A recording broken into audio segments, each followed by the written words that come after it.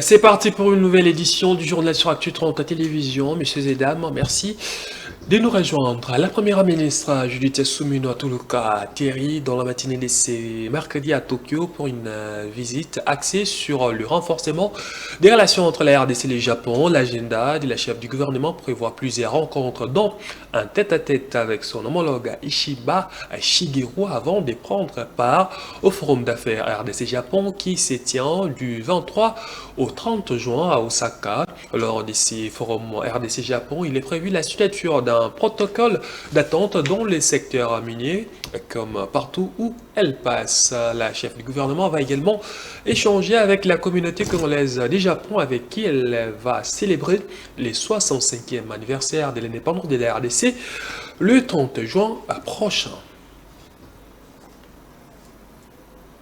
Des retours au pays. Après Kinshasa, Congo central ou encore le Haut-Katanga, l'opération Ndobo exportée dans la province de l'Atchopo, précisément à Kisangani. Objectif, lutter contre toute forme de criminalité dans la ville bohemaise où la population est victime des bandits urbains, communément appelés Kuluna. C'est le vice-premier ministre en charge de l'Intérieur et de la Sécurité, Jacques Machabani, qui a lancé cette opération en présence des autorités locales. À Kisangani, outre le phénomène Kuluna, une autre forme de banditisme urbain bat son plein. Il s'agit du phénomène Evapo, qui est une extorsion de la population en pleine journée par des bandits. Pour mettre fin à l'insécurité dans la ville, le vice-premier ministre de l'Intérieur et de la Sécurité en mission a ainsi lancé l'opération Ndobo à l'occasion d'une cérémonie organisée à la place de l'Indépendance. Cette opération de lutte contre toute forme de criminalité porte bien de bons résultats, comme dans la ville de Kinshasa où le phénomène Kuluna est de plus en plus endigué dans plusieurs coins.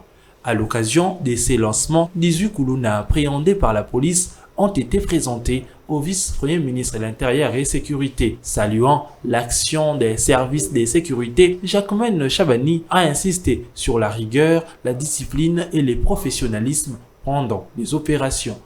À partir de lelo, commissariat Nabino, commissariat ya province ya Chopo et kobanda ko bénéficier na appui technique et financier oyo ekouta na Kisasa bouti awa kozwa commissaire provincial ya Sika na kanisi yepe akomema maele na ye na énergie na ye pona komema dynamisme ya Sika na kati ya service ya police na biso. L'opération Ndobo, c'est déjà plus de 6000 présumés criminels interpellés et des milliers en instance de jugement. C'est là dans 5 provinces de la RDC. Soutien à l'armée congolaise, l'OGFREM, Office de gestion du fret multimodal, a remis des vivres et fonds au vice-premier ministre de la Défense nationale dans le cadre de l'effort de guerre. Ces lots est constitué des sacs de riz, des bidons d'huile végétale, des cartons, des boîtes de conserve et des cartons de poissons salés.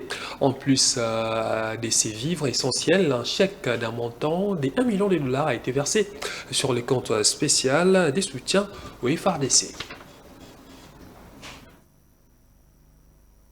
Dans un élan de solidarité au FRDC, l'Office de gestion du fret multimodal OGFREM en sigle est venu apporter son soutien dans le cadre de l'effort de guerre tel que sollicité par le commandant suprême, le chef de l'État Félix-Antoine Tshisekedi Tshilombo lors de son adresse axée sur la mobilisation générale. Ce mardi 24 juin 2025, le vice-premier ministre, ministre de la Défense nationale et des anciens combattants l'a reçu en présence du chef d'état-major général adjoint des FARDC chargé de l'administration et logistique, François Kabamba. La délégation de l'OGFREM conduite par le directeur général William Kazumba a présenté au VPM de la Défense nationale Guy Kabombo Modianvita un lot de vivres hormis le chèque d'1 million de dollars remis à l'avance en vue d'assister les hommes en uniforme engagés au front. Nos forces armées de défense nationale existent et chaque fois qu'on sera en mesure de faire un geste pour soutenir, réconforter nos forces armées, nous reviendrons toujours. Si j'ai encore un carton, un sachet d'eau Demain, vous me verrez encore ici pour donner. Reconnaissant pour ce geste salutaire au profit des FARDC, Maître Guy Kabombo Modianvita a, au nom du commandant suprême des FARDC, remercié la représentation de l'OGFREM pour ce geste combien patriotique, témoignant ainsi leur attachement à l'armée régulière FARDC et aux forces de l'autodéfense Wazalendo. Ce vivre est donc composé de 300 bidons d'huile, 200 sacs de riz, 200 cartons de poissons salés. Direction à présent la province du Kasaï central. Les nouveaux militaires belges sont inscrits à l'académie militaire des Kananga, également appelée EFO. Ils ont été présentés mardi lors d'une parade présidée par les commandants de l'académie militaire, les général-majors Aka Songo Maloba Robert. La République démocratique du Congo et le Rwanda vont signer le 27 juin prochain un accord de paix sous la médiation des États-Unis d'Amérique. Du côté congolais, cet accord suscite polémique. Certains Congolais interrogés à ces sujets a scellé cet accord qui, pour eux, est la solution à la crise sécuritaire dans la partie Est. D'autres rejettent cet accord. Reportage d'Inès Mukoko. La signature de l'accord de paix entre la RDC et le Rwanda sous la médiation américaine prévue ce 27 juin ne laisse pas les Congolais indifférents. Certains Kinois voient du bon œil cet accord qui, selon eux, vient mettre fin à la crise sécuritaire qui a longtemps duré dans la partie est du pays. Le président Félix a préservé et a mis l'accent sur la vie humaine. On ne peut pas continuer à tuer les gens, à piller nos ressources toujours par la voie légale. Alors, s'il a pris des engagements avec les États-Unis, c'est pour privilégier aussi le peuple congolais qu'on est en train de tuer et violer du jour au jour. En tout cas, à mon humble avis, je salue cette point diplomatique. Pour d'autres, cet accord n'est pas une solution véritable à la crise sécuritaire. Alors, signer un accord pareil a une grande sensibilité à terme des retombées. Et sur ce, je dirais contre aussi parce que nous devons, d'abord, tous les Congolais devaient donner son assentiment. Actuellement, nous sommes représentés par l'Assemblée nationale, qui est le Parlement, et les parlementaires pourront donner leur point de vue selon. Naturellement, je pense que la sensibilité de la question nous pousse à réfléchir. Je suis contre. Bon, je peux dire pas contre totalement. Je vais dire pourquoi je suis contre. Parce que si c'est un accord qui va nous bénéficier, là je peux être pour. Mais je suis contre parce que je ne connais pas réellement il s'agit de quoi dans cet accord. Les accords pour les intérêts du pays, de notre pays, c'est bon. On ne peut que soutenir tout ce qui va avec le bonheur des Congolais. Mais quand on ne maîtrise pas les fonds de l'accord, c'est compliqué que je sois pour. Parce que vous voyez, madame, jusqu'aujourd'hui, dans notre pays, si on a des problèmes, c'est aussi à cause de ces accords. Même avec les M23, à l'époque du président Joseph Kabila, il y a des accords qui étaient signés. Notons que l'accord entre la RDC et le Rwanda est fortement critiqué par des opposants. Certains dénoncent le manque de transparence autour du contenu de cet accord.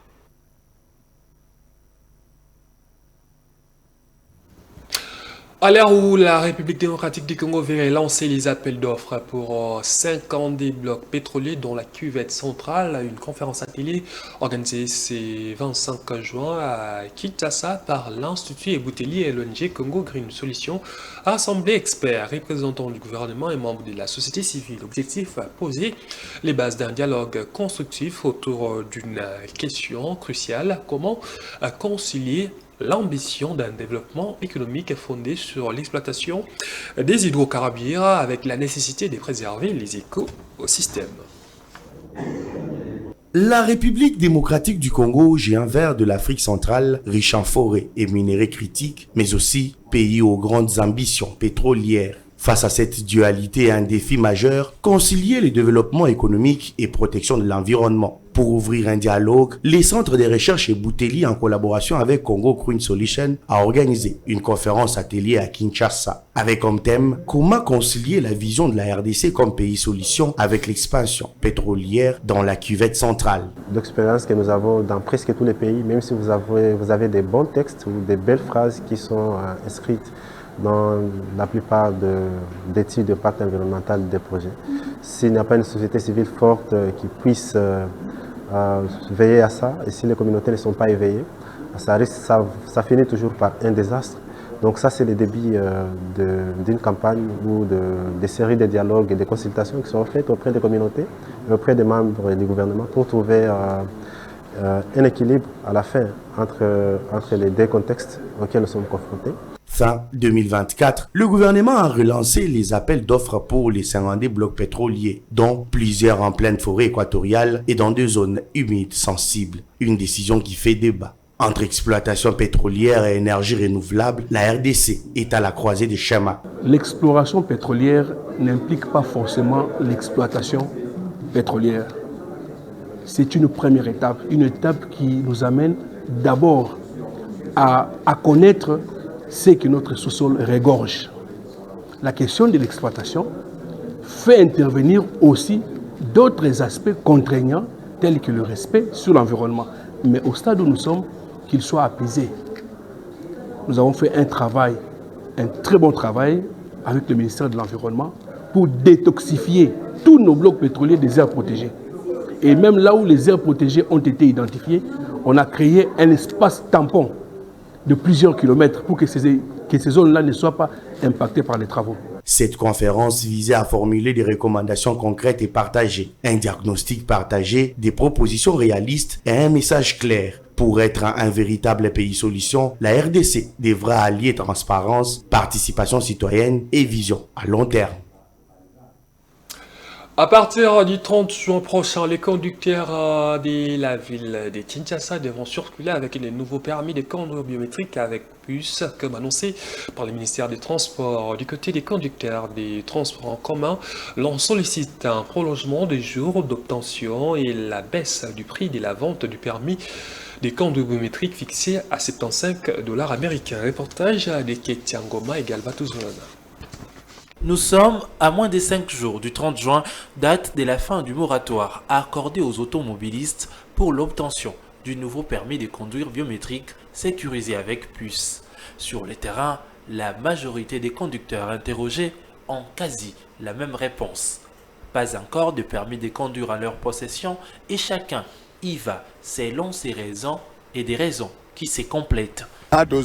Permis parce que place c'est la permis et ça mi balé la ville là Kinshasa Mobimba et ça place mi balé Kinshasa Mobimba Congo central au mona que intervention place on ba chebiso ezamuke ba lukela biso ba place ba bakisa so ba place mususu so ndesi tozala mo amba ba ko chebiso ata site ne changer na kogo somba permis mais topé ba tiango eza mwa likolo $100 ba meka moko kitisa ta tina ba $70 wana kogo zala mwa bien. Affirmant la volonté d'obtenir ces nouveaux documents valant autorisation de conduire dans la capitale congolaise, les automobilistes appellent à une nouvelle prorogation et à la baisse du prix. Catégorie moko, $95, bah 5 quelques demi francs, mais versement montre 50 000. Que bah vendre bah solo pour la magama permis. So bah tiens moi $35, $32, dès qu'il mouta tika prix ya permis. To so mais na prix bango bah tchewana. Mais na habité pour nga na somba te. Bah vendre bah solo pour la magama permis. So bah qui tisi prix à bien to somba. Mais so bah qui tisi te on est talibango. Pour l'heure, le permis de conduire coûte $38,5 américains pour le moto, $71,5 américains pour les véhicules de moins de 3,5 tonnes et $99 pour les véhicules de plus de 3,5 tonnes. Un mot en sport avant de boucler complètement cette édition du journal. Quelques jours après l'accord conclu avec l'AC Milan en Italie, la République démocratique du Congo devient officiellement le partenaire de l'AS Monaco, club évoluant en première division en France. La collaboration entre les clubs de la Principauté et la RD Congo, cœur de l'Afrique, s'étend jusqu'en 2028, soit pour une durée de 3 ans. Cette association s'inscrit dans une vision de faire du football un levier des transformations sociales, économiques et culturelles afin de servir la jeunesse congolaise et à développer l'image de la RDC. Ces protocoles d'accord pour 3 ans avec l'AS Monaco devraient coûter environ 4,8 millions d'euros à la RDC. Qui l'UFC Saint-Oula Lupopo, le football club, les Aigles du Congo et Maniema Union va remporter la 30e édition du championnat national de football. La réponse sera connue lors de la dernière journée de la phase des playoffs prévue. C'est vendredi 27 juin. Les football clubs, les Aigles du Congo sera reçu par les tout-puissants Mazembe à Lubumbashi au temple des Kamalondo qui n'a besoin que d'un match nul. Il attendait que le football club Saint-Ouen-le-Popo doit battre Maniema Union avec un score très large, avec les SMP non qualifiés pour les interclubs de la CAF joueront pour l'honneur les week-ends. Fin de cette édition du journal, grand merci à vous de nous avoir suivis et bonne suite sur Actu 30 Télévision.